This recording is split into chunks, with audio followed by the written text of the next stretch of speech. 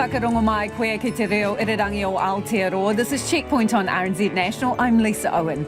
E haere nei, it's a red light and the brakes are on. Our border closes to passengers from India as imported COVID cases surge. But Australia's still a goer, so why is the Auckland District Health Board advising its staff otherwise? What's the cost of bureaucracy? Well, $477 a week for one single mum trying to get into a state house. A hand-delivered farewell letter to Ports of Auckland boss Tony Gibson as pressure for a resignation ramps up. And disunity and disappointment, Pike families pulling in different directions over what happens next at the mine. Wellington bus drivers edge closer to the living wage, but there's a few speed bumps ahead. And here's a warning, the Aussies are on their way. RNZ News at 5 o'clock. Good afternoon, I'm Marama Tipole. An unprecedented ban has been imposed on anyone arriving in New Zealand from India, where there's been a massive surge in coronavirus infection. The suspension, announced by the government this afternoon, runs from Sunday till at least April the 28th. Here's our Deputy Political Editor, Craig McCulloch. The Prime Minister says never before have New Zealand citizens and residents been prevented from returning from overseas. But Jacinda Ardern says the temporary measure has to be taken because despite strict pre-departure testing, dozens of recent arrivals from India have tested positive at the border. In the meantime, officials will explore ways to reduce risk. One possibility is putting high-risk arrivals in a separate facility. From Parliament, Craig McCulloch. From Monday, unvaccinated border workers will be moved into other roles away from the front line. It remains unclear why a security guard at an Auckland MIQ facility who tested positive for COVID-19 last night had not been vaccinated, given that border workers have been eligible for vaccination since February. The Prime Minister says she expects all frontline border workers to be vaccinated. We gave a set amount of time for that to happen, for those who wanted to work through information to have time to be vaccinated. But as I've said, from Monday we start beginning the process of those who have not being moved into other roles. National's COVID response spokesperson Chris Bishop says the public deserve to know why the guard hadn't been vaccinated and whether others like him have also not had the vaccine, and if so, why not. Doctors at Auckland Hospital have been told they can't fly to Australia for business or continuing education when the bubble opens. The DHB has advised all staff it will not approve business travel except for critical reasons and strongly discourages taking holidays across the Tasman. Amy Williams reports. The Association of Salaried Medical Specialists says the DHB is out of line. Its Executive Director, Sarah Dalton, says employees should be able to decide for themselves if they wish to travel overseas. The DHB says while it does not want to stop anyone's travel plans, it does need to make sure it can keep services running. It says staff thinking about going to Australia for a family reunion or holiday should talk to their manager first. Amy Williams, TNA. The world's biggest potato chip supplier is using state funding to ditch its last coal-fired boiler in New Zealand. The government is banning new boilers from the end of this year and phasing out existing ones by 2037 with the aim of reducing carbon emissions. The manager of McCain's Timaru plant, Barto Kref, says the coal-fired boiler there chews through more than $2.5 million worth of coal each year. So our CEO has said that by 2025 there should be no coal boilers in McCain in the world. It does make business sense from an environmental point of view. We are the last coal boiler in New Zealand and Australia in the McCain company, so we want to make sure we just eliminate them. The plant is switching to a wood-fired boiler, sharing the $5 million cost with the government. The Union of Students' Associations is expecting big improvements from a proposed code of practice for tertiary students' health and well-being.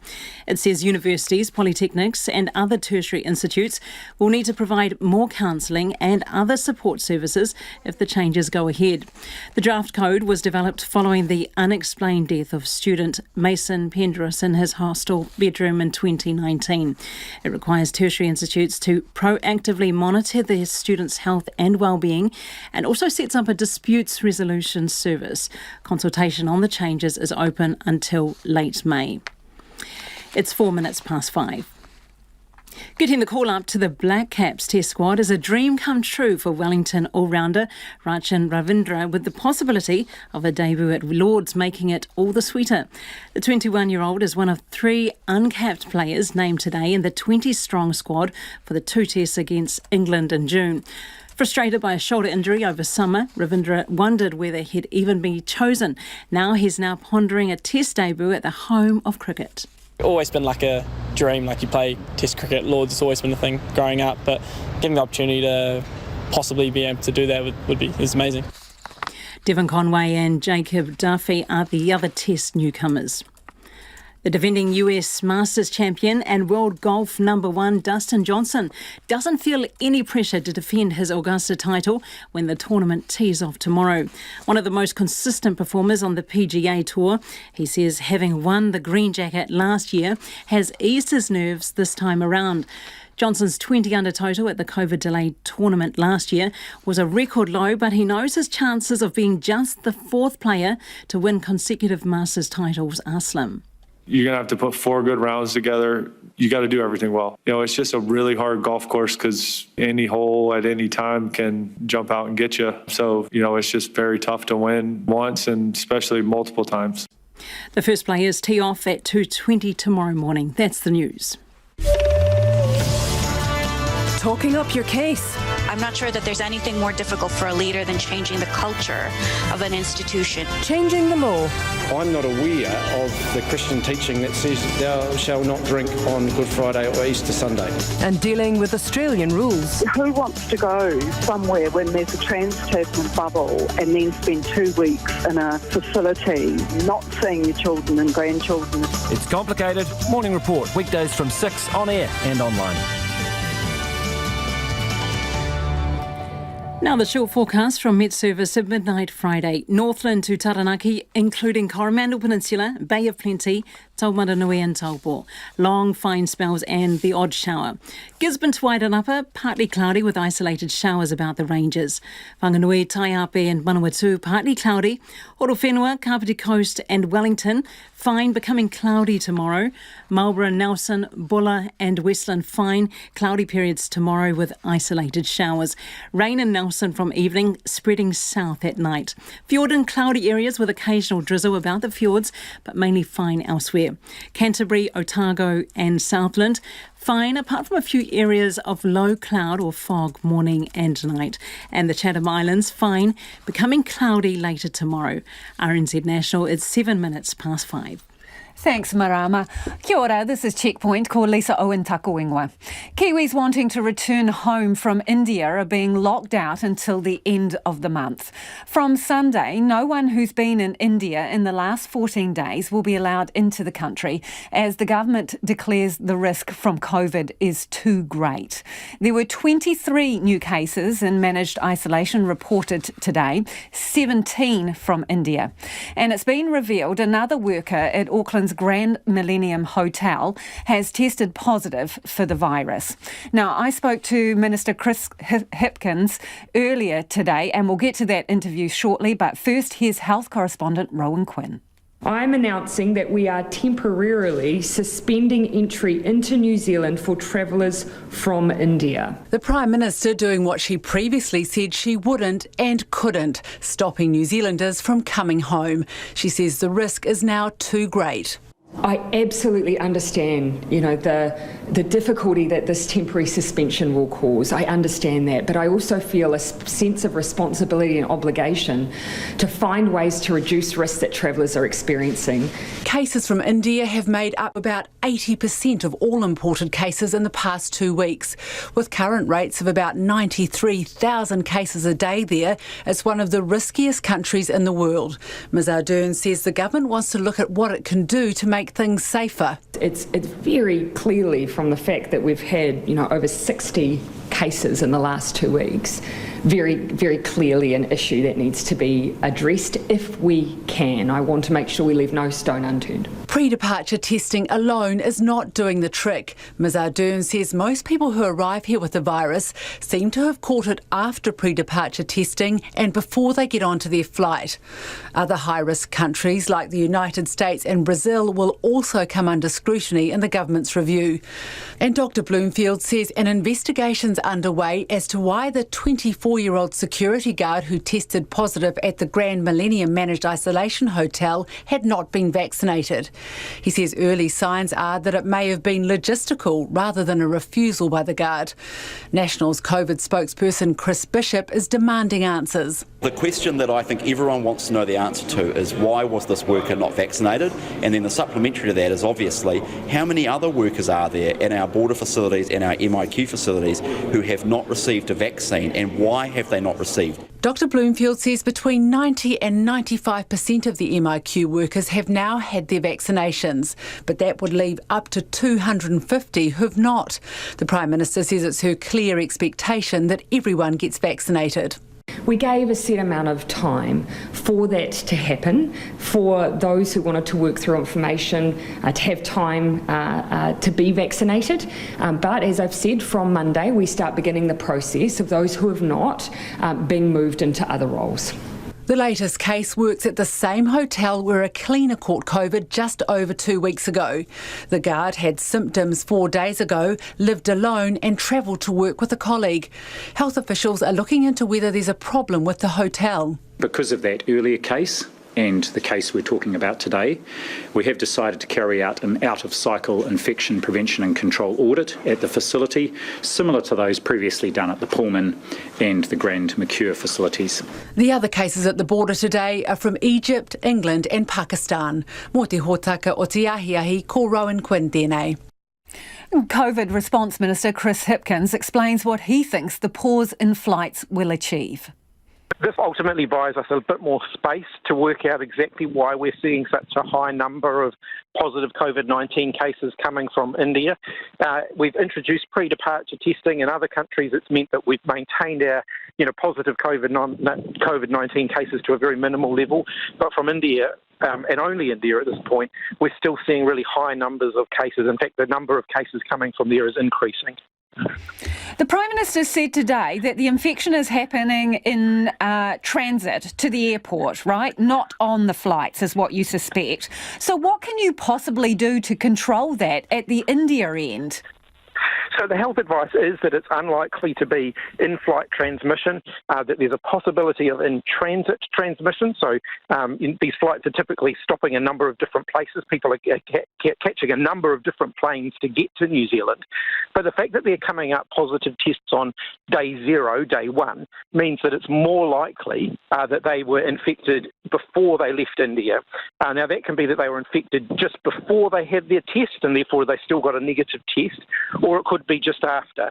So we're looking at all of that. We just need more information at this point. But in the meantime, we just can't afford to have such a significant number of positive cases coming in on a daily basis. So they have to have a COVID-free test 72 hours before leaving the country. Will you shorten that window? Will you make it like 12 hours or 8 hours? That's one of the possibilities that we could look at, whether testing could be done much closer to the point of departure, but we'd have to make sure that that could be done reliably. So that's one of the things that we'll use this window of opportunity to identify. The Director-General of Health has given the government advice on what he calls cohorting. So what would that involve? Cohorting is something that we're doing at the moment. This is something that Health and MB, who run our MIQ facilities, have been working on for some time. And it does mean that higher risk passengers tend to be kept together. People from higher risk flights go to the same facilities. There are some of our facilities that we've only been using for lower risk flights, so flights from Australia and from the Pacific and so on. So we are quite careful about that, but we're always looking at how we can continue to refine that. So potentially you could have a hotel that is entirely dedicated to arrivals from India. That's a possibility. So those are the sorts of possibilities that we'll work our way through the pros and cons of each. And would that have to be one of your facilities that are better suited to high risk passengers? We certainly try and keep the higher risk passengers out of some of the facilities that could be more challenging if they had a higher concentration of positive cases. Which ones are more challenging, Minister? Sorry to interrupt, but which hotels are more challenging when it comes to high-risk passengers? Some of them, it depends on, well, there's a variety of different factors that get considered here. So where they're coming from, whether they're smokers or not. So if they're smokers, for example, you want to put them in as much as you can in facilities that have balconies so they don't have to go out of their rooms in order to be able to smoke. So it's not a hard and fast rule, but some of our smaller facilities perhaps don't have as good a ventilation as some of the bigger facilities. But then having said that, some of the bigger facilities, there are some ventilation issues that we've been working our way through with extra filtration units and so on being installed. So all of that work around just improving the risk, or reducing the risk, I should say, has been going on for some time. And so those are all the things that we factor in when we decide where to put people. So some of the central city, Auckland city hotels, are they not suitable for high risk? The ones where previously you've been busing people to exercise areas? Well, certainly the bus transport is an area of risk, and so one of the things that we've been looking closely at is should those hotels only be used for a lower risk cohort. You have indicated that this is not a country problem, it is a risk profile, right? So at the moment you've got a pause on India. Statistics today are particularly bad for the United States in terms of the number of cases they've got and the number of deaths. Brazil, will you stop flights from those countries? No, we're not seeing high concentrations of positive cases from those countries.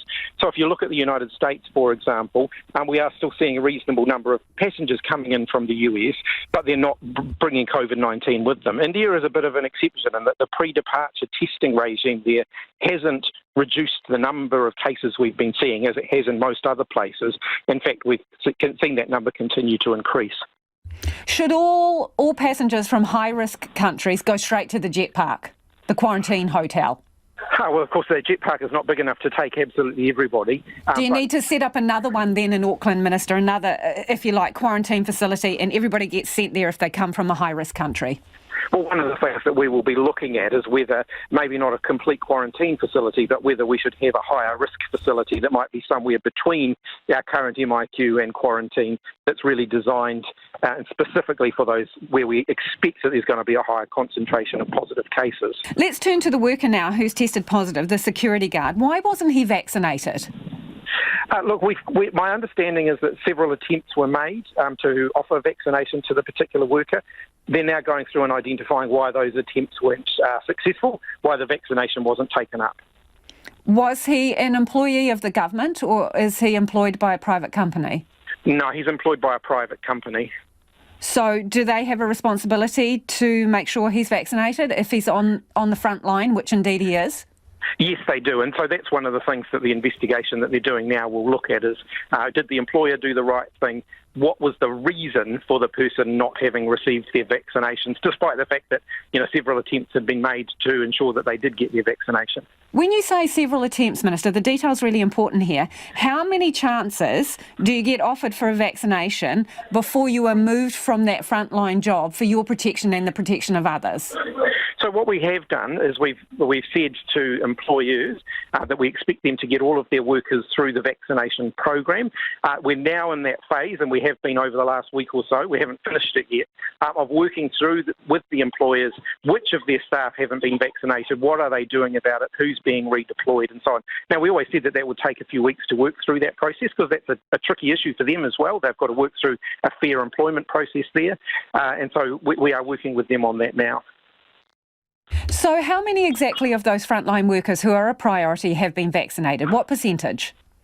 It depends what you're counting. So if you're looking at the government-employed sort of MIQ workforce, we're up around 90%. If you're looking at the overall border workforce, it sits at 80+%. And so, again, information's held by the employer, so we rely on the reporting of information by the employer. So the overall number is the important number, wouldn't you agree, Minister? So not just tracking government employees, anyone who's on the front line. So the number you've given is somewhere in the 80%. Why isn't it more after 7 weeks when these are the top priority group? One of the challenges there is that, of course, that number continues to grow. So you get people coming into that workforce, and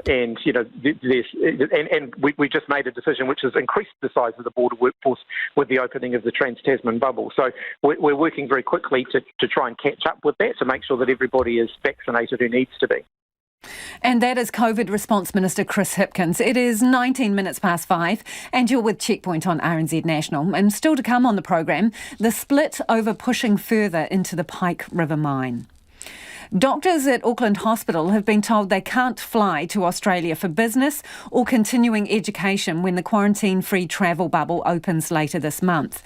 Auckland District Health Board has sent a directive to all staff advising it will not approve business travel and strongly discouraging staff heading across the Tasman for a holiday. Those with dreams of a winter getaway are being asked to talk to their managers first, a move an employment lawyer says could jeopardise workers' privacy. Amy Williams filed this report. The DHB Chief Executive Ailsa Clear has laid out the organisation's expectations for the upcoming Trans-Tasman travel bubble. In a memo to all staff, she says they are taking a cautious approach. For now, we are not approving any overseas business or CPE travel. There will be some exceptions for critical activity. If you are thinking about travelling to Australia for a family reunion or a holiday, please talk to your manager first. If there are community cases of COVID-19 identified in the area you have visited, you may be required to isolate on your return. This could turn your 2-week holiday into 4 weeks away from work. The Association of Salaried Medical Specialists represents doctors and healthcare workers at the country's DHBs. Executive Director Sarah Dalton says the Auckland DHB is out of line. If the Director-General and the Prime Minister say that it's okay, then we think that that's a good enough reason for someone to be able to cross the Tasman for a key meeting or professional learning and development. She says other DHBs have contacted the association for advice. The DHB sort of made up its own mind on that, whereas our view would be, well, if there's good reasons for the doctor to go to the meeting or the conference and all of the other usual requirements are met, then there's no reason why they shouldn't. Auckland DHB's memo to staff states although it would not want to stop anyone's travel plans, employees who choose to travel to Australia for a holiday will need to use annual or unpaid leave if they're required to isolate on return. Wellington employment lawyer Barbara Bucket says employers who notify their workers the risk is theirs are putting a stake in the ground. If you say you take the risk, then I guess that does open Pandora's box in terms of what can the employer do if you are prohibited from getting back and or, is there some issue about the workplace and you're not being back in the workplace.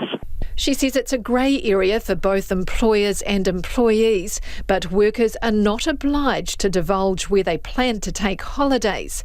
Ms Dalton agrees travel is more complex and risky now than before the pandemic, but says workers should be able to decide for themselves. If someone chose to take their annual leave in Australia and then the border closed, then the risk would be to that worker that that's going to be an issue in terms of them being unable to return. But they certainly can't command people not to go, in our view, certainly not for annual leave and not for other reasons. Other large organisations are scrambling to get information to staff about what the Trans-Tasman travel bubble means for them.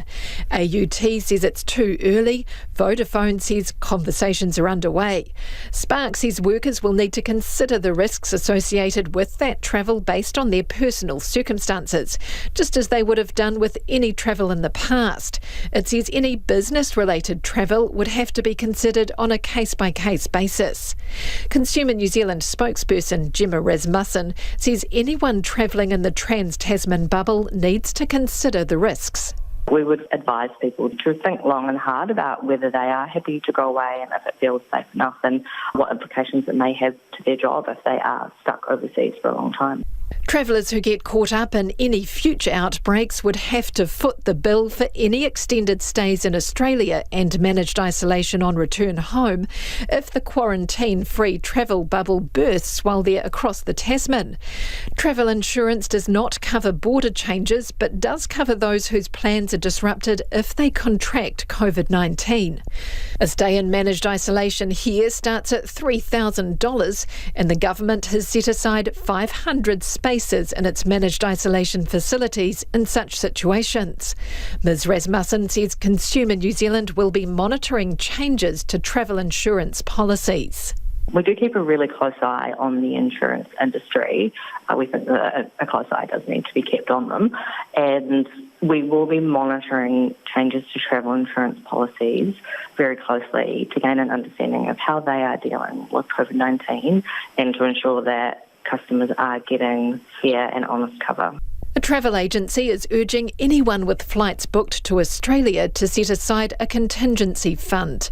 House of Travel Retail Operations Director Brent Thomas says those booking travel should not rely on travel insurance alone. There's been talk about that it doesn't cover COVID, but it does cover COVID if people get it themselves, but it won't cover the borders closing. People just need to also ensure that they have a little bit of spare money in their bank account in this unlikely situation that the borders are closed temporarily. Regardless of the risk, he expects people to book holidays to Australia as winter approaches. For Checkpoint, Amy Williams. And there are calls tonight for the Auckland District Health Board Chair to resign after getting early access to the COVID vaccine, when only about 50% of the DHB's workforce have been vaccinated. And we'll have more on that story after 6 o'clock tonight. We're also really keen on your feedback about that advice from the Auckland District Health Board to workers. Should your boss, your employer, be able to, burst your travel bubble, warn you off going to Australia and require you to let them know if indeed you are leaving the country to go to Oz when that travel bubble gets up and operating? You can text us your thoughts on 2101, tweet us at Checkpoint RNZ or send us an email, checkpoint@rnz.co.nz. Senior Māori and union leaders say the Ports of Auckland boss needs to quit and should leave the role without a payout. They renewed their calls as they delivered a letter to Tony Gibson today, urging him to step down in the wake of a scathing review into health and safety at the port. Our reporter Nick Trubridge and cameraman Simon Rogers have the story. Three men on a mission. First Union General Secretary Robert Reid, Māori Statutory Board Deputy Chair Tau Henare and former Labour Party official Shane Tapo marching towards Ports of Auckland's head office. They're here to deliver a letter to Port's Chief Executive Tony Gibson. Under his watch there have been 3 port-related deaths in recent years. Tau Henare, Shane Tapo and Robert Reid say their letter says one thing: see you later, Tony Gibson. Pala Amokalati was crushed to death at the port last year, while in 2018 Laboom Dyer died after the straddle carrier he was driving fell over. Another man, Leslie Gelberger, was killed by a port vessel while swimming in 2017. The independent review following those deaths points to systemic safety failings and suspected underreporting of accidents, with port workers fearing speaking up. In recent days, Checkpoint has been contacted by a number of workers' wives who are frightened about conditions at the port, but say their husbands are scared to speak out. Despite all of this, Chief Executive Gibson is refusing to walk. Shane Tapo says it's time for the big boss to go. I'm very surprised he hasn't gone. But, there's probably 700,000 plus reasons that he's sticking around, quite frankly. And, we've had 2 kaimahi. 1 member of the public die, other kaimahi, other workers maimed. And our understanding, as late as last week, a kaimahi was very badly injured on this very site. Robert Reid says Tony Gibson should not leave just because of the deaths, but because of his comments on the back of the independent review that he was not aware things were so bad. What then happened was the chief executive said, I didn't really know that was happening. and I'm going to stay on to fix it. It was him saying that he didn't know what was happening when it is the job of a chief executive, the job of a chair, the job of a board to know what is happening, and the new health and safety law that came in after Pike River made that absolutely clear. Mr Henare says one death at the port should have been enough for Mr Gibson to go, let alone 3. Bill Osborne should be actually sitting down with the Chief Executive Officer today and saying, your last day is Friday. See you later. We're going to get somebody in who has the wherewithal to put together a health and safety plan, not only for the Ports of Auckland, but for the whānau as well. I mean, we're here as whānau. We're here as ratepayers, we're here as all sorts of things. Because we believe that our whānau who are working here today are under attack. Mr Henare says there should be no exit package for Tony Gibson. I don't think he should get an exit packet. I think he should just, get a month's wages and bugger off. That's what happens here. No employee gets a year's wages. When they have to go, they get a month's wages. That's it. That's what you and I would get. Greeted at the port's front door, the trio were met by media man Matt Ball, who whisked them upstairs and away from the media pack. They returned 5 minutes later. It was just basically saying to the CFO, here's the letter, calling on the board actually to do the right thing, which is get rid of the chief exec. He said to us that they're working on things, that he's as committed as we are to see change, and he will be delivering that letter to the chairman sometime today. As for Tony Gibson himself, he was nowhere to be seen today, nor was Ports of Auckland chairman Bill Osborne. Communications General Manager Matt Ball says the letter's been received and the Ports Company is focused on implementing the health and safety review's recommendations. Mr Gibson will get the message one way or another though. Robert Reid believes there will be more protests if the Ports boss refuses to walk. For Checkpoint, Nick Trubridge. And if you're listening to that story, we'll put the video up on our Facebook page. A single mum who has waited 5 years to get into public housing is now paying hundreds of dollars in double rent, with kāinga order charging her while she wraps up her private tenancy. The situation's being described as crazy by one social worker who says bureaucratic nonsense is getting in the way of helping our most vulnerable whānau. Nita Blake-Person has the story. The news that this Auckland mum had finally been able to secure a social housing spot could not come soon enough. She's pregnant and sick of moving around with her 5-year-old boy. I'm living with my son, and I've been waiting for a house for 5 years now, until now. She doesn't want to be identified, so we're calling her Jane to protect her identity.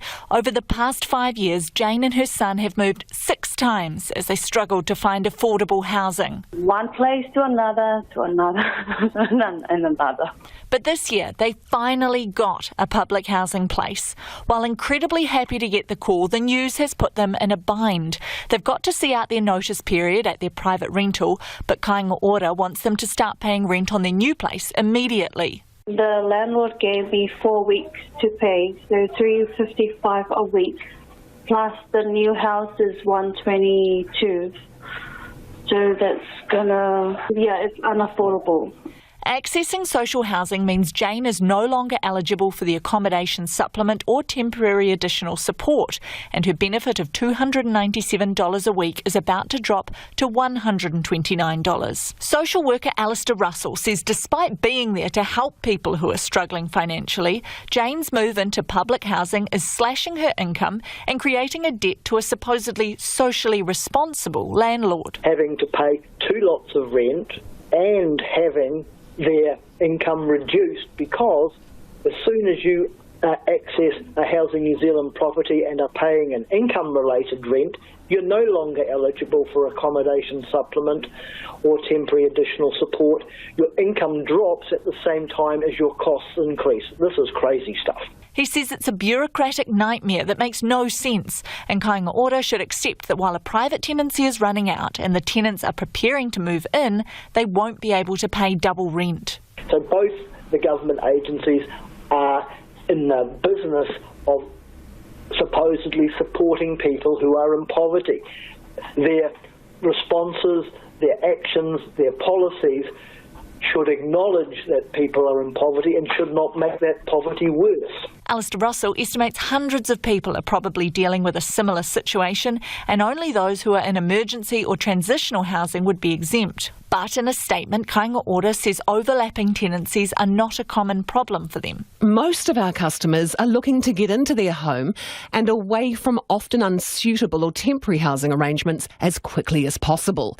This is why we typically begin a tenancy at the earliest practical date after a tenant has been matched to a home. Typically, when an overlap of tenancies happens, we encourage the customers to talk to MSD and their outgoing landlord to see what options are available. Jane's landlord was not willing to forfeit her rent. The Ministry for Social Development has confirmed it's providing Jane with 2 weeks' rent in advance to cover the Kāinga Ora costs. That repayment rate is $2.50 a week, meaning Jane will finally pay off the $244 debt she's incurred from one government agency to pay another in 97 weeks, or nearly 2 years. For Checkpoint, Cornita Blakeperson, Aho.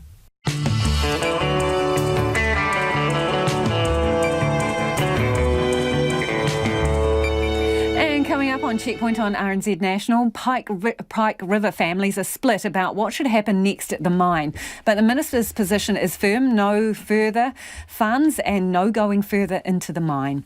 Rest homes are still waiting for a start date for COVID vaccinations, despite being in a priority group that should be getting the jab about now, and assume the brace position. The Aussies are coming. Now, we would love your feedback on anything you've heard on the program this evening, especially on that story we just heard from Nita there. A tenant going into a state house, she's paying double rent. She has to pay Kāinga Ora while she gives 4 weeks' notice on her private tenancy and is having to go into debt to do it. What do you make of that? Don't forget, you can text us on 2101, you can tweet us at Checkpoint RNZ, Facebook us at Checkpoint, or flick us an email. The address is checkpoint@rnz.co.nz. Here is Marama with the headlines. RNZ News: an unprecedented ban has been imposed on anyone arriving in New Zealand from India, where there's been a massive surge in coronavirus infection. There were 23 new cases in managed isolation reported today, 17 from India. The suspension announced by the government this afternoon runs from Sunday till at least April the 28th. The COVID response minister, Chris Hipkins, told Checkpoint it's more likely returnees are being infected before they leave India. Mr Hipkins also says several attempts were made to vaccinate a border worker who has since tested positive for COVID-19. An investigation is now underway to ascertain why those attempts were unsuccessful. Doctors at Auckland Hospital have been told they can't fly to Australia for business or continuing education when the bubble opens. The DHB has advised all staff it will not approve business travel except for critical reasons and strongly discourages taking holidays across the Tasman. A single mother is having to pay nearly $500 a week in double rent because Kāinga Ora is charging her while she wraps up her private tenancy. After being on the public housing waitlist for 5 years, the Auckland woman finally got a spot this year, but she has to see out her notice at her private rental, while Kāinga Ora wants her to start paying rent on the new place immediately. A man pulled from the water at Ohope Beach this afternoon has died. The man in his 40s was pulled out shortly before 1:30. And emergency services called the police, say that he died at the scene despite being given medical assistance. The death will be referred to the coroner. European Union countries have failed to agree on a joint approach on who should receive the AstraZeneca COVID vaccine. This is despite calls for a common policy to tackle public concern over its safety.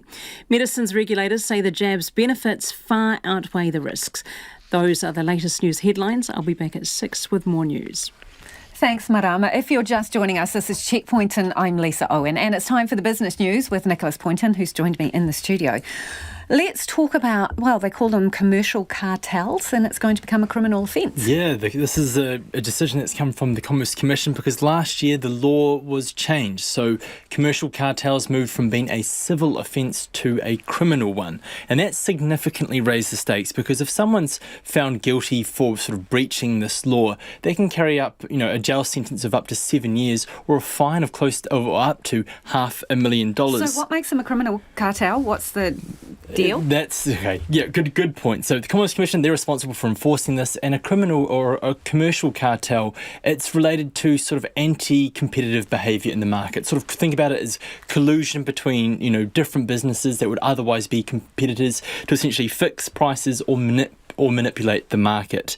And while the word cartel can inspire grand thoughts of sort of, drug cartels overseas, mafiosos, glamorized by popular media, it's worth noting that the Commerce Commission actually last year brought a case against a Nelson pharmacy that colluded with its competitors to fix prices, and the pharmacy and one of its directors was fined up to $400,000 for that offence. So it can be quite small scale. I think that's probably one of the key takeaways from this. And I spoke to a commercial lawyer today, and he says the law does put the responsibility on businesses to prove that they are complying. He says, and I did roll my eyes when he said this, but he sort of does have a point, that it is really worth engaging with the lawyer to double check their commercial agreements. Even if you have an understanding with someone or you think you have a legitimate supply agreement with a competitor, you may be in breach, so it's worth getting those sorts of things checked out. One other part of the law is that there is room for whistleblowers to get immunity should that be agreed to by the Solicitor General,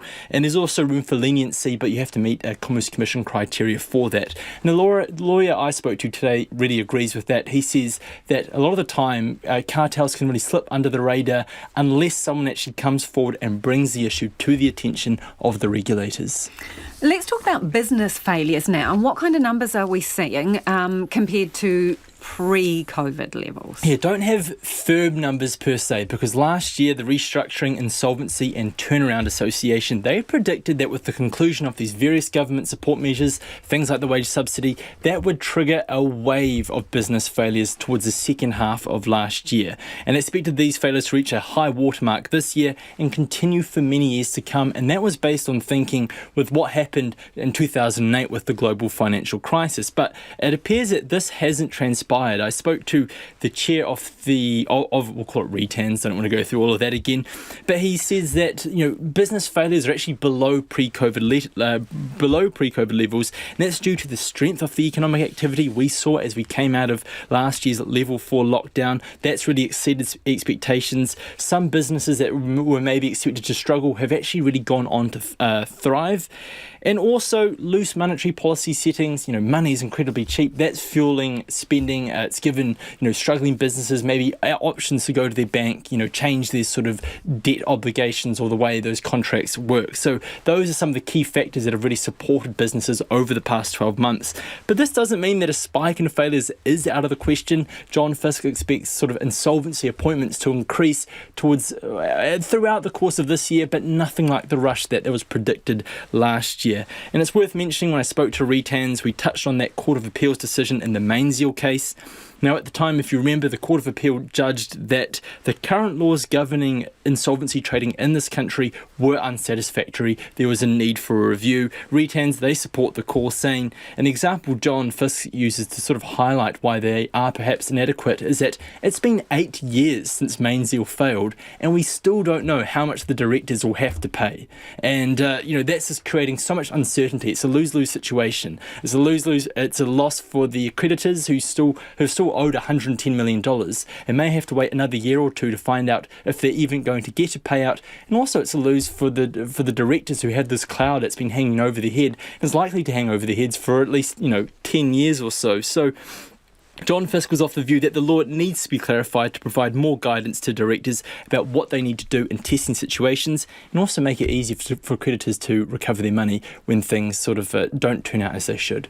8 years, wow, time goes quickly. Let's do a quick trot through the numbers. NZX is up 145 points to 12,632. The dollar is at 70.3 US cents or 92.1 Australian. People will be watching that more closely now, Nicholas, with the bubble, the potential for travel. Thank you. Thank you for that. That is Nicholas Poynton with Business News there.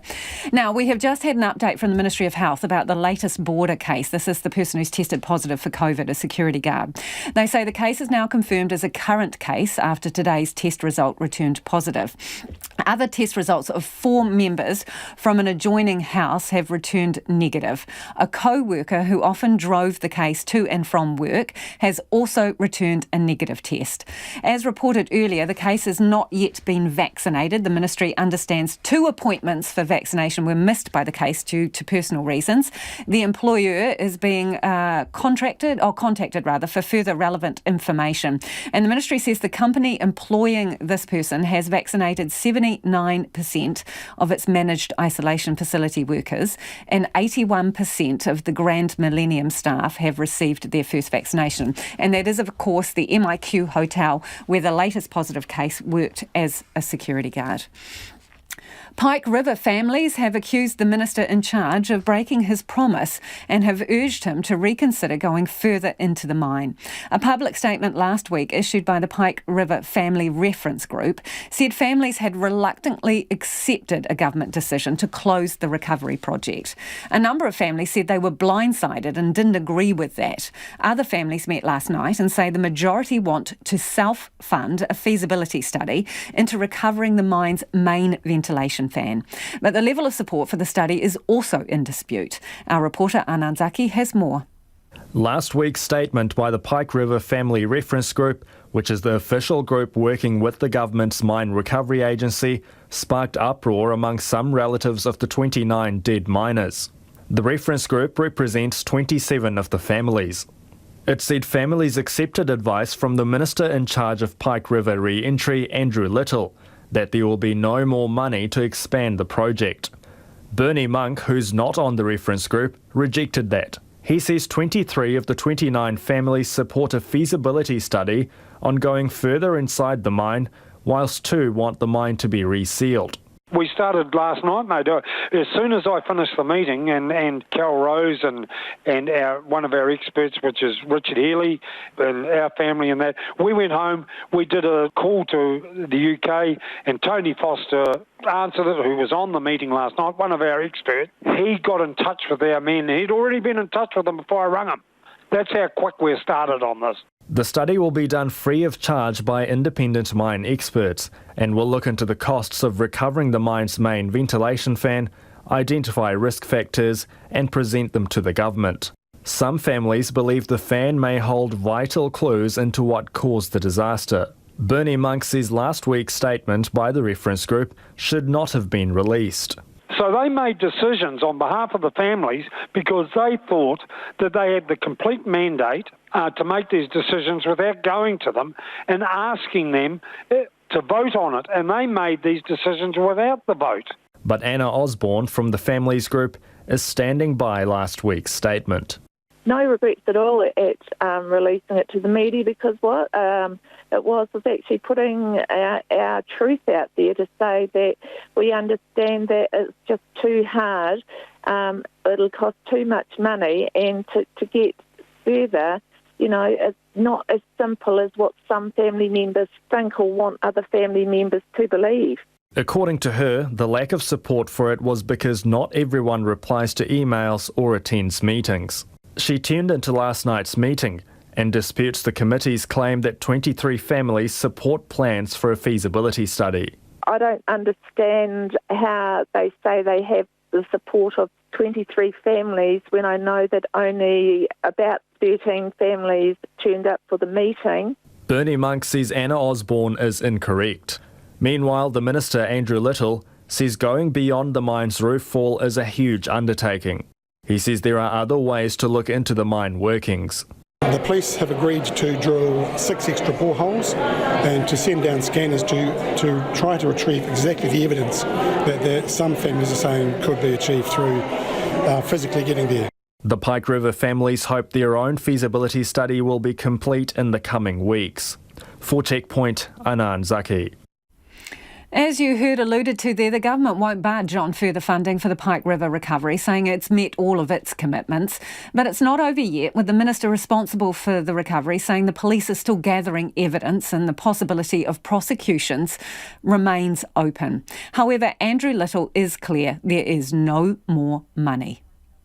I know there are people who are saying just do a feasibility study, it won't cost much, or it won't cost much more to go further. Actually, we know from this whole project that what we thought might be the time taken to do it and the cost taken to do it actually never turns out to be the case. It takes a lot more time, it takes a lot more expense, and I'm sorry that having fulfilled the commitment that we made, regrettable as it is, I have access to no further funding to continue on to do stuff that we haven't previously committed to. So, Minister, to be brutal, is this about money, pure and simple?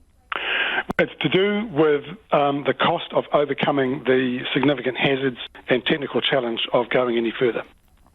So the families, as you would know, say that they're going to get their own feasibility study. Would you be open to looking at that and exploring the options that may throw up? Well, the reason why I'm not prepared to go back to Cabinet to ask for further funding for a feasibility study is there's only one of two possible outcomes. One is that it's not feasible, in which case that money is wasted. And the second is that it is feasible, but it will then cost millions more to carry through the project, and there isn't millions more available, and so it would be a waste anyway. I'm simply not prepared to. We've made the commitment to the families. The families have been aware all along. When I did meetings, all-up meetings of the families in 2018, this question came up, could we go further? And I said repeatedly, I'm not making, and I can't make any commitment to go any further, and there is not a blank cheque on this project. It will come to an end. And unfortunately, and as I say, regrettably, and I know it's difficult for some families to accept, we have come to the end. We've fulfilled our commitment. The concern they have is that we haven't completed the collection of evidence that could support a possible prosecution. Actually, that part hasn't finished.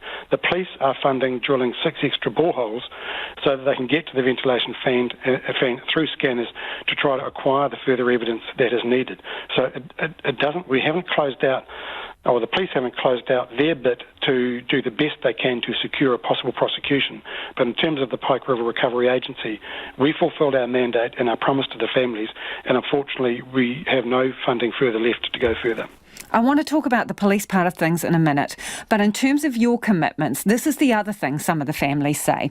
They say that the government made a commitment in 2017 that once the drift re-entry was underway and well advanced, that the government would look at a feasibility study to see if they could go further past the rockfall. Are you reneging on a commitment that you made by not doing that? No, the was to consider that. It was considered at we went back the third time for funding, for the third tranche of funding, and it was at that point that it was clear that we would not get any additional funding to go beyond the commitment that we had made to recover the drift. I've been clear from the outset, and the promise signed up to in 2017, confirmed in 2018, 2019, and last year, and I wrote to the families last year to confirm our commitment is to recover the drift, and we will not make a commitment to go any further, and I've got to stand by that. So you're absolutely confident that you've not lied, misled or let these families down in terms of meeting any commitments that you have made to them? The opposite. I have gone, I think, above and beyond to make sure that the money is there to fulfil the commitment we made, which is to recover the drift. We've done it properly, we've done it safely. We know it's taken way longer than we thought. We thought this would be a 12 to 18-month project to recover the drift. It's taken a lot longer. Every hurdle that we came up against, we dealt with, the agency dealt with. We've had a brilliant team in the agency. When I've needed to go back to get more money, I've gone back and argued the point. And we got to the point where, and Cabinet was very clear, once we recover the drift, that's the commitment we signed up to, and we cannot go any further. And the advice I've had from the agency is that a combination of the hazards, the technical challenge, and the cost to go further simply makes that prohibitive. What have you been told about the prospect of any prosecutions? I haven't been told about any prospective prosecutions. I wouldn't expect it to be. That's a matter for the police. The police have got to remain independent of ministers and others, the families. But under no surprises, surely you would be alerted if they were going to lay charges? Well, they are still, as I understand it, still carrying out their investigation. The reason why they are drilling these extra boreholes is that's part of their investigation. There's still a fair amount of work to do. We're still recovering the area called pit bottom and stone, pulling out equipment and doing the forensic examination of both the equipment and the ground that it's on. That's under the direction of the police. So there's still a lot of evidence gathering at the moment that is still ongoing. Whether or not there is a prosecution is entirely a matter for the police. The role of the agency has been to recover the drift and facilitate the ability for the police to get forensic evidence and do their job, their investigation, with a hope of getting enough evidence to support a prosecution. So that prospect is not closed off yet? Prosecution? The prospect of a prosecution, absolutely not, because the evidence is still being gathered. And as I say, the police have made the decision to go further and make sure they do the best they can, practically speaking, to get access to the ventilation fan through drilling the boreholes and putting down scanners to get the evidence that they need. Minister, what has this achieved? Because when we sit here and look at this, you've come to a certain point and it seems that nobody really is satisfied. So what has this actually achieved? All this money, effort and pain? The family's concern was, a few years ago, was that a promise made to them at the time of and in the years following the 2010 disaster was that everything practical that could be done would be done to recover their loved ones, or at least to continue the investigation to try to secure a prosecution. I mean, the families have been absolutely dealt to through by the system, and certainly around the withdrawn prosecution by what was then OSH back in roughly 2014. We heard that, and so we worked with the families and we made the commitment. We would do everything practical we could to recover the drift. We committed to investing in that. And we worked up with our then coalition partner and confidence and supply partner. We put the project together. We spent 10 months investigating it. We got international and domestic expertise involved. I had Rob Fife standing alongside me, giving me independent advice. We put together a project that has achieved what we committed to doing, which was recovering the drift, doing a forensic examination, and doing everything we could to gather further evidence to support a possible future prosecution. We fulfilled our commitment. And that was Pike River Recovery Minister Andrew Little. It is 6 minutes to 6. I'm Lisa Owen and you're with Checkpoint on RNZ National. Rest homes around the country are still waiting for a start date for COVID vaccinations, despite being in a priority group that should be getting the jab about now. The Aged Care Association represents about 90% of rest homes in New Zealand, and it wants certainty around the rollout, saying it's juggling flu jabs too. CEO Simon Wallace says the association has about 35,000 residents and just as many staff due vaccinations, but only a handful have had the COVID jab so far. Like everyone, we would like the rollout to move more quickly. It's certainly started in some regions. For example, Nelson started a week ago. But with the Trans-Tasman bubble and quarantine-free travel upon us, that actually just raises the risk profile of our vulnerable people even more, and really emphasises the need to get moving with the rollout. Our rest homes are ready. They're ready and they're waiting, and they're waiting to hear from their DHBs. So have they started in areas that are considered to be high risk? For example, like in counties Manukau and Auckland? What we don't have, Lisa, and what we need actually are dates for rollouts by individual DHBs. And this has been one of the frustrating things for aged residential care. And the reason it's frustrating is that we've also got the flu vaccine rollout happening at the same time as COVID. And there needs to be a 14-day gap between either the first COVID vaccination or the second dose of COVID. So we want to know what the timeframes are so that our providers can manage both the COVID vaccinations and the influenza vaccinations as they should. So logistically, well, how would you describe it? Because you've got 20 DHBs and you're dealing with, in essence, a small city, 70,000 people, to manage all of those individual requirements. How difficult is it? What we have agreed with both the Ministry and the DHBs is that all our residents will be vaccinated on site at their rest home, and that's absolutely critical. They're in a rest home because they're frail and they have a number of health conditions, and we have had confirmation that all our residents will be vaccinated in their rest homes. And so how are your residents feeling? Is there much anxiety around this? We've had really good take-up by both residents and staff. It is early days. You know, there are extra things that we have to do that the general population doesn't have to do, for example, around enduring powers of attorney for our dementia residents, and that requires processes that we have to go through with families, and we've already done that. So we've got that in train and we're ready. You know, we've seen today, Lisa, that COVID is still coming into the country with a number of cases from India. And I think that just emphasises the risks that we still have and the need to get our vulnerable population and the people that look after them vaccinated.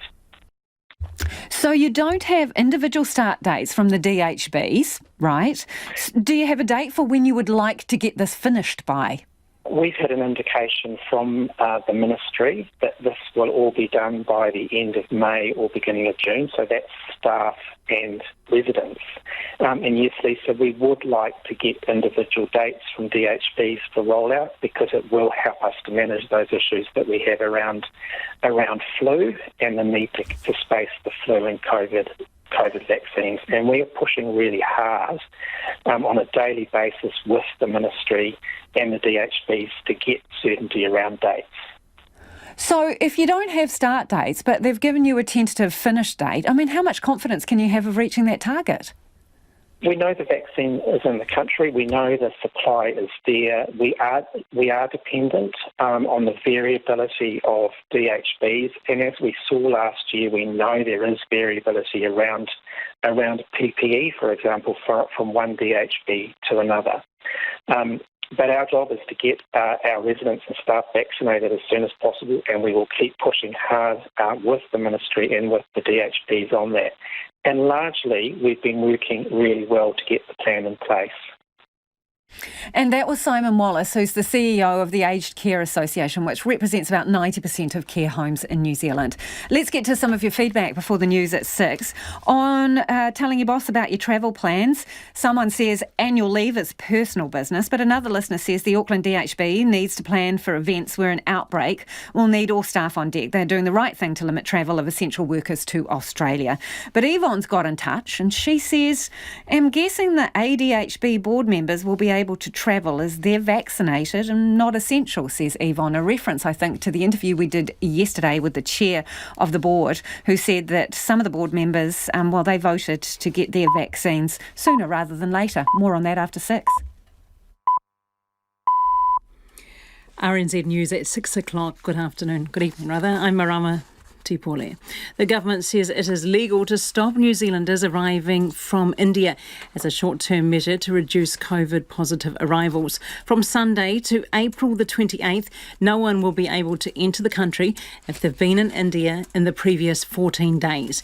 Many travellers from India in recent days have tested positive at the border, despite being required to have pre-departure confirmation of a negative test. Prime Minister Jacinda Ardern is assuring people that the unprecedented ban is not permanent and that it is legal to block the arrival of New Zealand citizens. That's why this is a temporary suspension. We do have obligations to allow citizens to return to New Zealand. We're using a temporary hold so that we can assess whether there are other options to reduce the risk. National's COVID-19 response spokesperson Chris Bishop says this is an unfortunate but necessary step. Extraordinary circumstances justify extraordinary measures. It's not something we would want to have happen in the long term, obviously, but for a short period of time, a temporary suspension, I think just in light of the large number of cases we're getting coming from India, it's the right thing to do. Chris Bishop says it's vital that the government takes this time to strengthen the border response. About 1/5 of the staff at the Grand Millennium Managed Isolation Hotel in Auckland have not yet been vaccinated against COVID-19. An unvaccinated security guard has tested positive for the virus there about 2 weeks after a cleaner did. The Ministry of Health says the guard missed 2 vaccination appointments for what it is calling personal reasons. It says 81% of staff at the hotel have had at least 1 dose of the vaccine. It also confirms the guard is currently infectious as opposed to being an historical case. A co-worker he carpooled with has tested negative, as have 4 people who live close to him. The Pandemic Response Minister, Chris Hipkins, says it was the responsibility of the man's employer to ensure he was vaccinated and, if not, to move him away from the front line. Mr Hipkins told Checkpoint the man is not employed by the government. The coronavirus variant, first detected in the United Kingdom, is now the dominant strain in the United States. Studies have shown it is more contagious and potentially more dangerous than other variants, as Sarah Walton reports. The director of the US Centers for Disease Control and Prevention confirmed that the B.1.1.7 variant is now the most common form of the virus in the US at a briefing by the White House COVID-19 response team on Wednesday. The CDC says there are currently more than 16,000 confirmed cases of the variant across the country. Researchers have found the new strain can spread more easily and is potentially more deadly. It's thought the arrival of new variants are to blame for the renewed increase in new cases of COVID-19 in the US over the last month. Sarah Walton, New York. The Greater Wellington Regional Council has agreed to pay all bus drivers at least the living wage of $22.10 an hour. More than 300 drivers are currently paid less than that. At a meeting today, the council agreed to co-fund the pay rise with the Transport Agency. The chair of the Transport Committee, Roger Blakely, says it's a momentous day. It is a tough job being a bus driver, and as I admire each day the difficulty of throwing a big yellow bus around our narrow winding streets and huge public safety and accountability as part of that job, they deserve, the least they deserve, the living wage. The move is estimated to cost between $1.65 and $1.85 million. It's 3 minutes past 6. Black Caps newcomer Rachin Ravindra says he'll be a sponge on the upcoming tour of England. Ravindra is one of 3 possible Test debutants alongside Devon Conway and Jacob Duffy, named in the 20-strong squad for Tests against England at Lord's and Edgbaston in June. Ravindra says the prospect of making his Test debut at Lord's is a dream come true.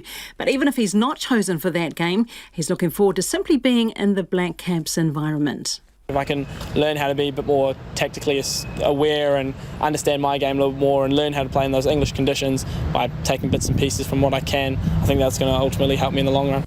The squad for the one-off Test Championship final against India and Southampton will be named after the England Games. The French Tennis Open is set to be postponed by a week, starting on May the 30th instead of the 23rd, according to Sports Daily L'Equipe. Because of the pandemic, last year's tournament was postponed to late September.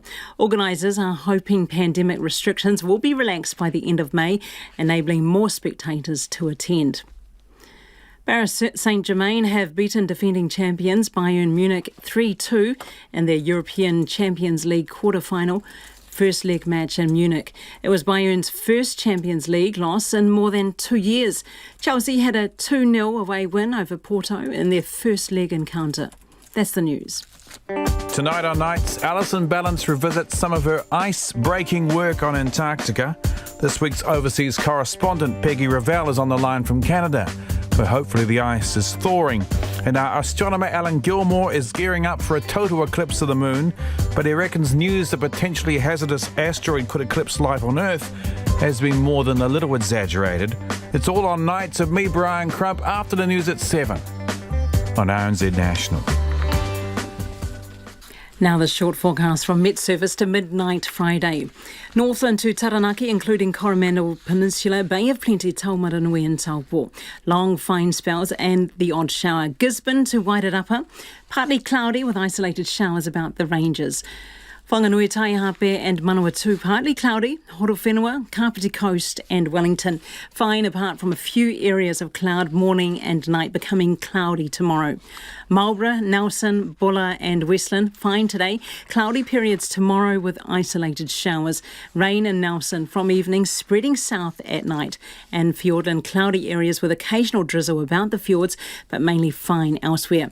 Canterbury, Otago and Southland, fine apart from a few areas of low cloud or fog morning and night.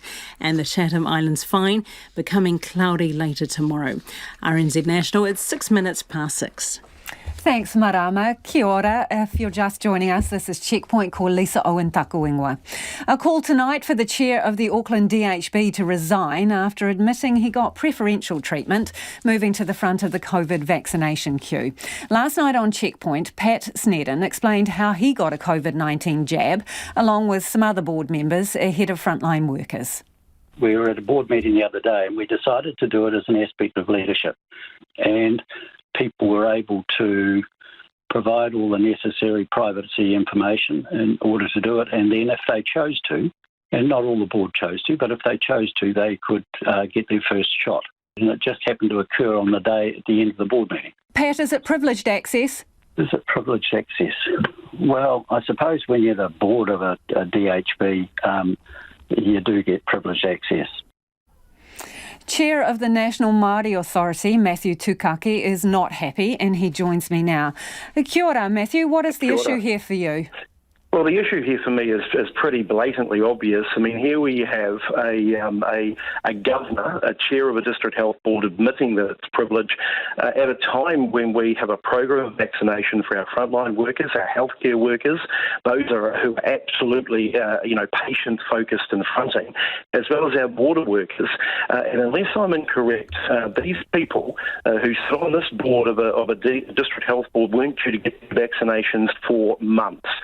And for the record, there was no leadership role in this at all. There was no announcement on the staff intranet. There was no public press release. There were no photos taken. There was not a video promo released to the public. And exactly who are they trying to inspire here from the ivory tower? Some group of supporters in the Remuera? Because quite frankly, the number of calls that I fielded throughout the day on this issue from frontline workers within the Auckland District Health Board and other community workers, it smacks of privilege. Matthew, we're just losing you on and off on your cell phone, so if I could get you to stay on the one spot for a second, because I want to carry on talking to you about this. You say you fielded some calls, right? What were people saying, and do they work at Auckland DHB? So yes, they do work at Auckland District Health Board. They were deeply concerned of the narrative that's been put around by their chairman, that they were trying to take some sort of leadership role. And by the way, it also seems that these people are yet to be scheduled for their own vaccinations, and yet they are working on the front line within the hospital system. So they were deeply concerned, and they also felt not only a degree of arrogance in what Pat Snedden has been saying, but also the fact that they could queue jump over the more vulnerable people in the community that are yet to be scheduled to receive their vaccinations. Okay, here's what Pat Snedden might say to that, because this is what he said when I spoke to him yesterday. He said that the board wanted to show leadership and confidence in the vaccine. So here's the question, Matthew. How is what they did different to what Aisha Verrill, Penny Henare and Chris Hipkins did when they got vaccinated to show leadership and confidence in the vaccine? Well, two things. Nobody really knows who Pat Snedden is. I mean, he's a chairman of a district health board with no real national profile in the eyes of the public. Penny, Chris Hipkins, and even Māori leaders that have stepped up, and other community leaders that have stepped up for their vaccinations, they have high public profiles and are also dealing in communities of vulnerability where questions are being asked about should I or should I not take the vaccine. And by the way, these are ministers of the Crown. These are people with big social media audiences and huge public profiles. Last time I saw again, Auckland District Health Board made no release. No photos were taken, no video was taken, there was no promo around this. And again, unless I'm wrong, it wasn't even minuted in their board meeting. So I think that is the big difference here, Lisa. Again, he has said, the chair of Auckland DHB says they're not taking anyone's COVID vaccination, right? There is enough to go around. So it's not like them getting it means someone else is not, and they were going to get it in a few weeks or a couple of months anyway. Well, they would have got it in a couple of months because their profile suggests that they were still 2 to 3 months away. And again, unless I'm wrong, and I don't think I am, I've checked this out. But to say or suggest from that tower of leadership that they weren't taking the vaccine from somebody else who couldn't have otherwise had it in that vulnerable category, I actually think that is absolute. That's just arrogant.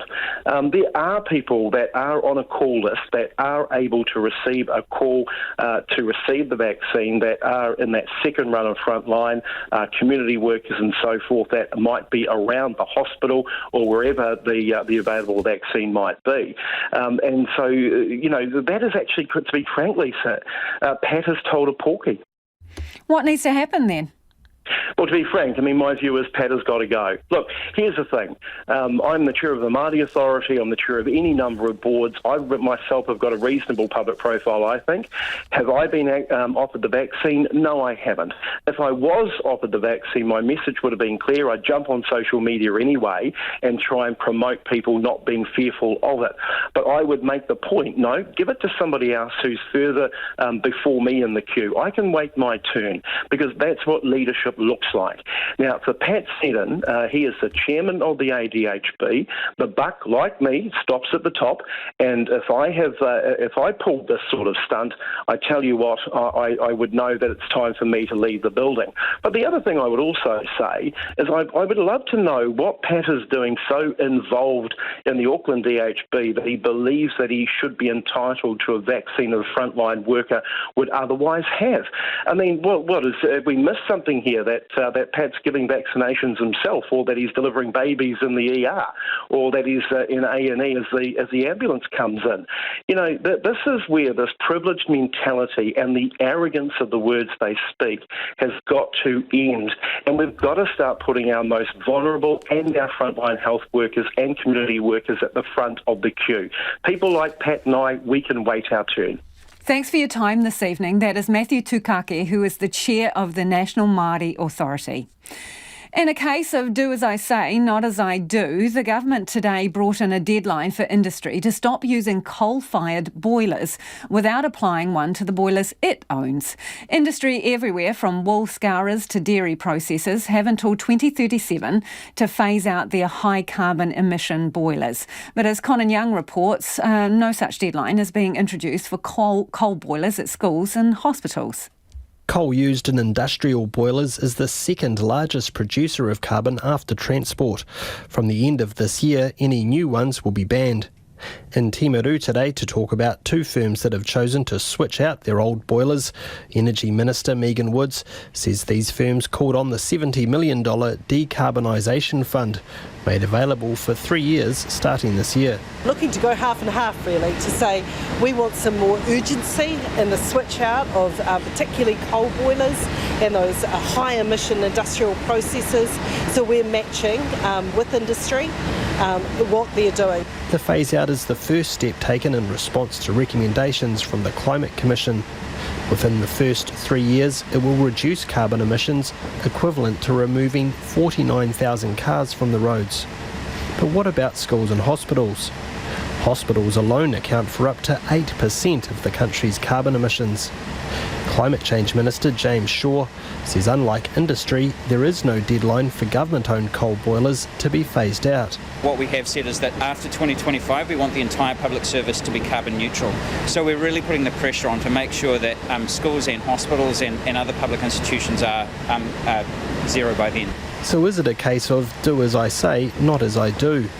Not according to Megan Woods. That simply isn't the case. I think the fact that we have a government investment in decarbonising industry and we have a state sector decarbonisation fund show that actually we know we have to do both and that we are doing both.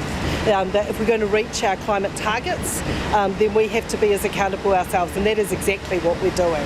The government is funding the phasing out of coal burners from the state sector to the tune of $200 million. But unlike industry, there's no deadline. So what does industry make of getting rid of cheap-to-buy coal in favour of a lower carbon option? Timaru Wool Scourers Woolworks is spending $3.5 million this year, with the other half met by the government, to switch its coal-burning boiler to an electric one. Director David Ferrier says as well as the upfront expense, running costs will go up too.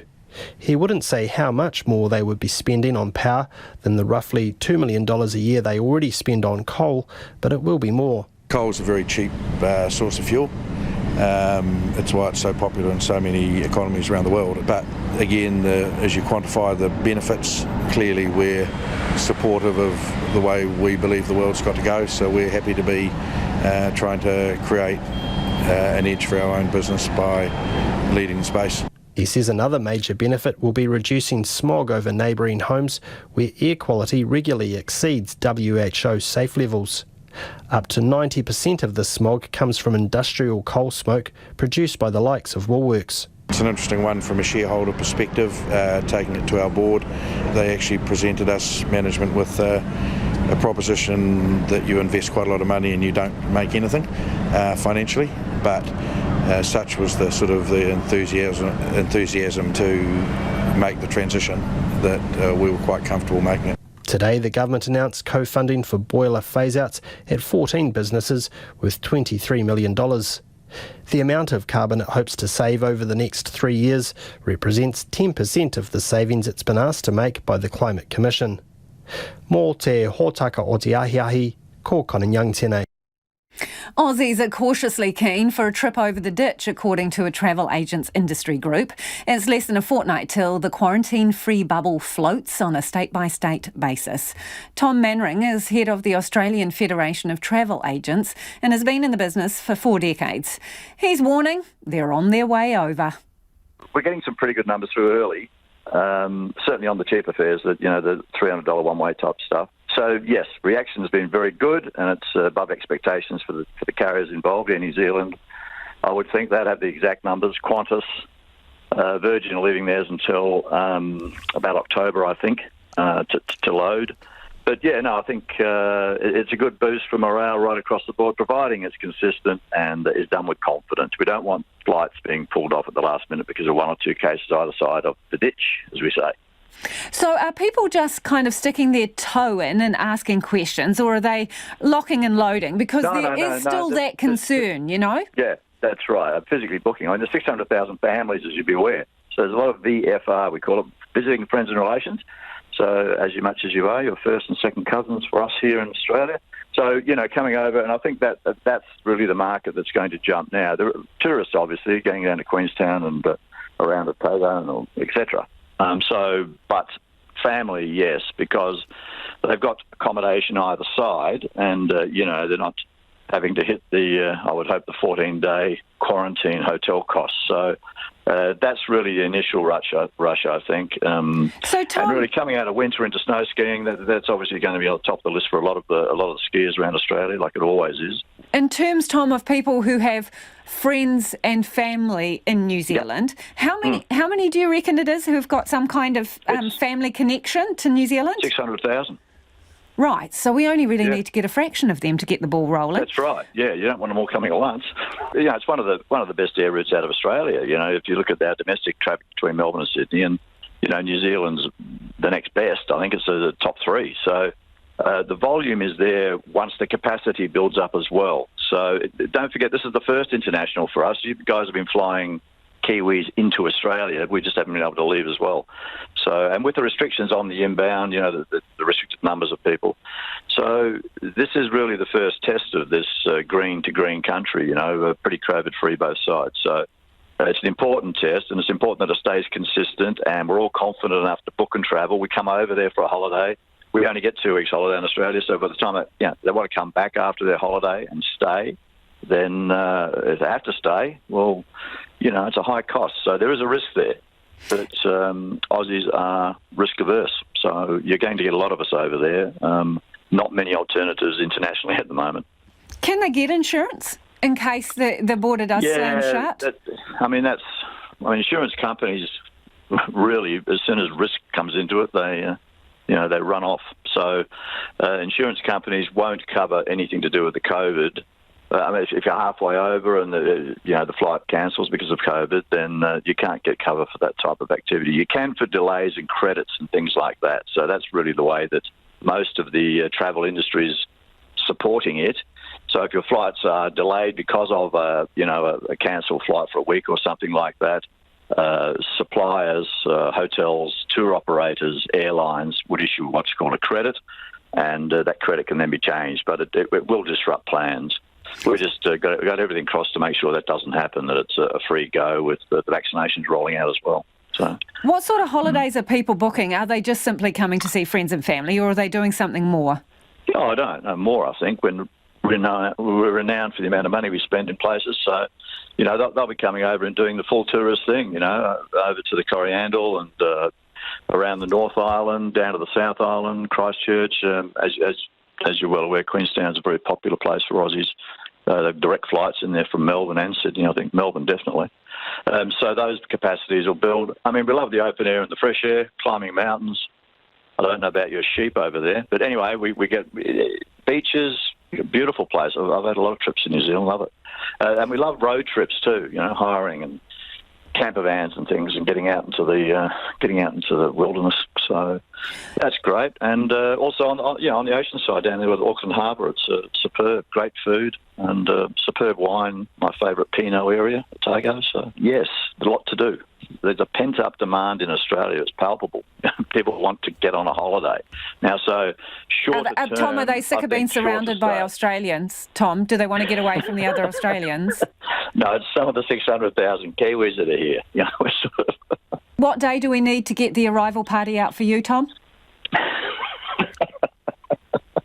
Well, I'll come over for any reason you like. We were prior to 2020. I was coming over there every month. So I'm very keen to get back and catch up with all my friends and mates there. It's a great country. So, Tom, do you have an idea of what the average spend for an Aussie would be when they come here? You said they're big spenders, so... Yeah, I think we are, mainly. We like to spend the dollar, and our currency is in our favour. Your average week's holiday, it's going to be a few $1,000s, I would have thought, the average spend, meals and, getting out and about. If you're coming over for 3 days, you'd, leaving on a Thursday, take a 3-nighter, come back on the Monday. Great way to spend 4 days, and for the price, it's cheaper than a lot of domestic fares in Australia. So the price is there to your advantage, and the country's fantastic. So you're going to get a lot of us. You'll hear the Aussies around the place, particularly as we smash you guys at cricket and sailing and everything else. Tom, you'd be blessed to get stuck here, mate. I think I would be. I might immigrate. And that is Tom Manring, who is the head of the Australian Federation of Travel Agents there.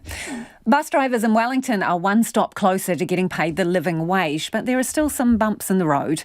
The Regional Council this morning agreed they fund the operators who currently don't pay their drivers that amount.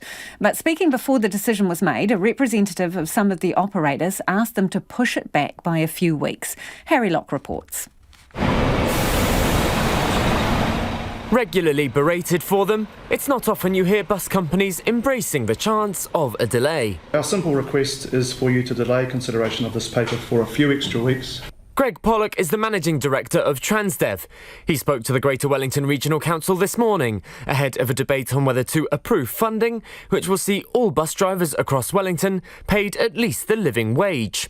He was there not only on behalf of Transdev, but also Transurban and Userbus.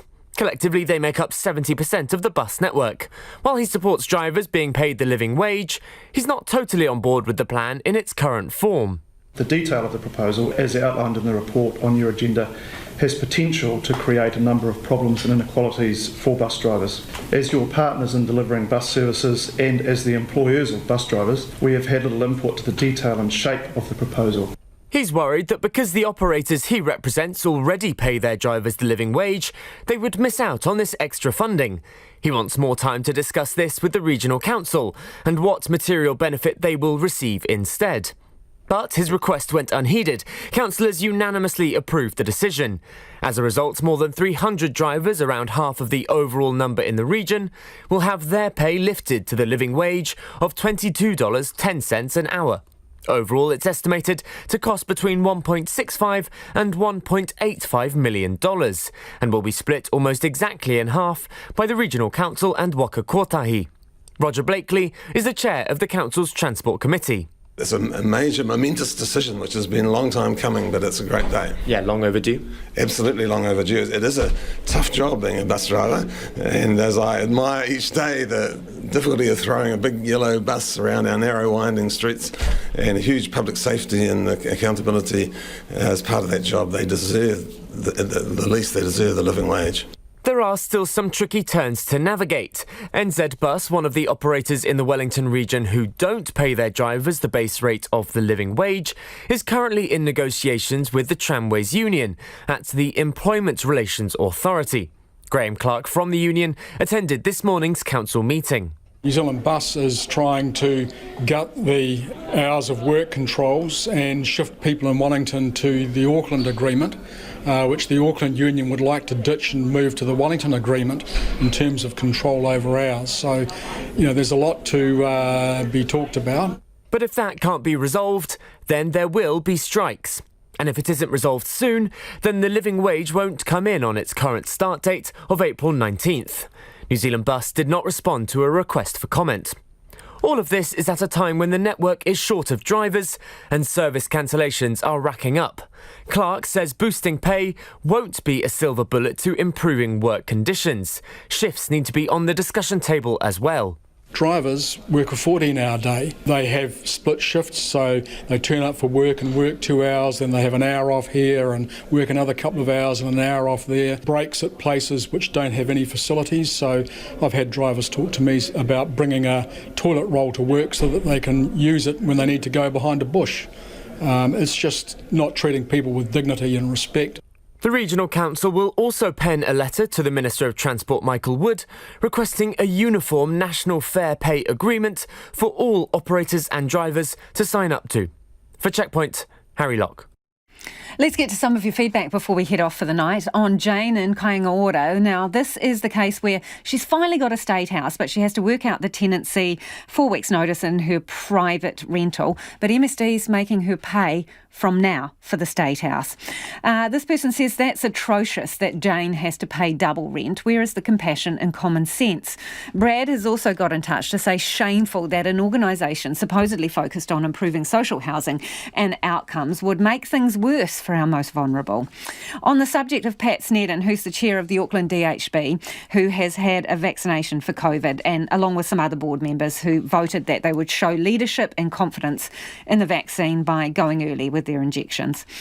Susan says, I work for ADHB. Pat Snedden is well known. I think it's fine that he has a vaccine. He is not arrogant, and it does send a good message to staff. Nick has got in touch to say of Pat Snedden that he is a phenomenal leader who may have made a misstep here, but I'm sure it was not intentional. I believe his intentions, says Nick. But Charlie, who is an NGO nurse, is pretty frustrated by the situation. Charlie writes, while those of us in non-DHB services with high needs populations wait for vaccination dates, the DHB, meantime, are vaccinating their own staff in non-critical areas. Their communication is abysmal. On Pike River, this person says, enough is enough. I feel their pain. It's awful and tragic, but it is over. 15 metres would cost a fortune and be highly dangerous. Taxpayers have paid enough. It needs to stop. Don't forget, you can check out all our video stories online. We're back tomorrow. RNZ News headlines at 6:30. The government says it is legal to stop New Zealanders arriving from India as a short-term measure to reduce COVID-positive arrivals. About a fifth of the staff at the Grand Millennium Managed Isolation Hotel, where a guard tested positive, have not yet been vaccinated.